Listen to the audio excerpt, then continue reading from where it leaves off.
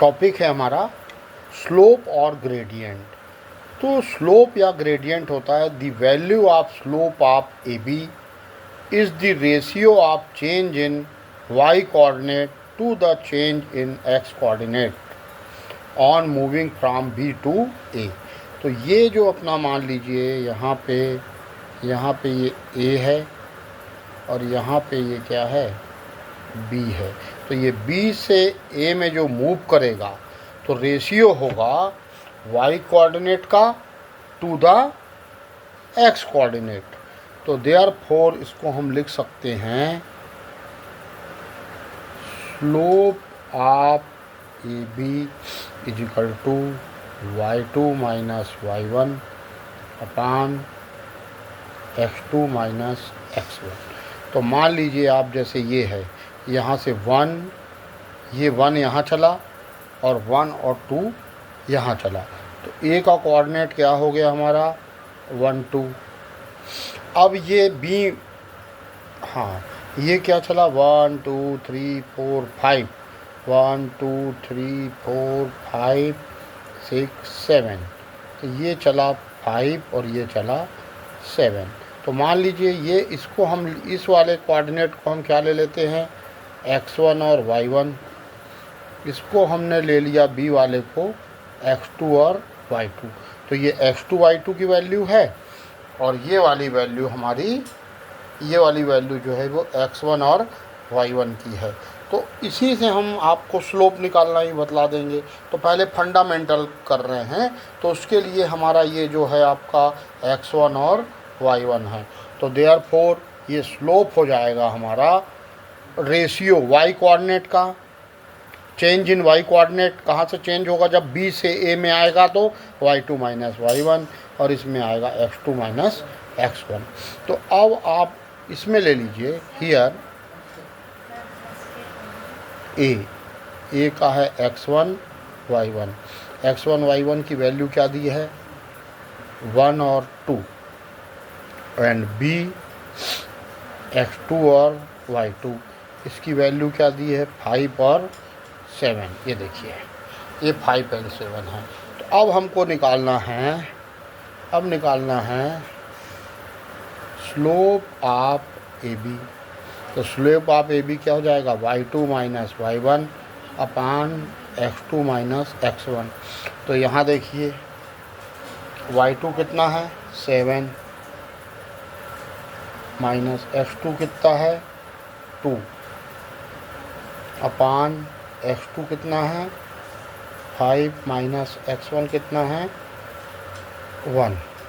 तो is equal to 7 में से 2 जाएगा तो ये हो जाएगा 5/4। तो 5/4 क्या होगा ये स्लोप ऑफ ए बी, ये ए बी का क्या होगा स्लोप। अब देखिए इसके लिए हमारा यहाँ से हमने परपेंडिकुलर ड्रॉप किया और यहाँ से परपेंडिकुलर ड्रॉप किया, ये देखिए। तो ये हमारा थीटा है, तो ये भी क्या हो जाएगा थीटा हो जाएगा। और ये जो ड्रॉप किया है ये लाइन ऐसे आ गई, स्ट्रेट रहेगी ये। तो यहाँ पे ये 90 डिग्री बना रहा है, क्या बना रहा है 90 डिग्री बना रहा है। अब देखिए इसमें y2 माइनस y1 कितना आया है ये किसके बराबर आया है y2 माइनस y1 और ये आया है x2 माइनस x1 के। तो y2 माइनस y1 यानी 5 आया, y2 माइनस y1 क्या आया y2 माइनस y1 की वैल्यू कितनी है 5। तो 5 ये चलेगा देखिए 1 2 3 4 5। तो ये जो 5 आ रहा है ये हमारा यहाँ मान लीजिए इस पॉइंट को हमने ले लिया C ले लिया। तो ये हमारा क्या हो जाएगा BC by x2 minus x1। x2 minus x1 कितना आया है 4। तो 4 कहाँ चल रहा है 1 2 3 4। तो ये हो गया AC। तो BC बाई AC हो गया। अब यहाँ ये राइट एंगल ट्रायंगल है हमारा, यहाँ पे 90 डिग्री बन रहा है। तो ये हो गया परपेंडिकुलर और ये हो गया हमारा बेस। क्या हो गया हमारा, हाँ एक मिनट, परपेंडिकुलर हो गया और ये जो 4 आया है ये BC नहीं रहेगा, ये रहेगा AC। क्या रहेगा, AC। तो ये जो BC आ रहा है इसमें देखिए BC किसका काम करेगा, परपेंडिकुलर का। और ये यहाँ से यहाँ तक ये कितना आ रहा है 4 और ये 5। तो ये राइट एंगल ट्रायंगल है तो ये परपेंडिकुलर और ये बेस आ जाएगा। तो 4 की वैल्यू हमने बेस AC लिख दी। तो इजिकल टू क्या हो गया, ये perpendicular upon base is equal to क्या हो गया, tan थीटा। तो ये हो गया स्लोप ऑफ AB। इसको हम डिनोट करते हैं M से।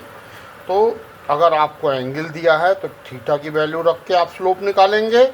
और यदि मान लीजिए आप ये 2 पॉइंट दिए हैं तो इन 2 पॉइंट के हेल्प से आप क्या निकालेंगे, स्लोप निकालेंगे। तो ये मैंने आपको इसका बेसिक नॉलेज भी दे दिया और एक क्वेश्चन भी करा दिया मैंने आपको। तो ये यहाँ से देखेंगे अपना, the value of slope of AB is the ratio of change in Y coordinate. Change in Y coordinate क्या हुआ, y2 minus y1 to the change in x coordinate यानी x2 माइनस x1। तो ये जो रेशियो होता है ये slope होता है। क्लियर है। अब इससे रिलेटेड नेक्स्ट वीडियो में अपन क्वेश्चन करेंगे।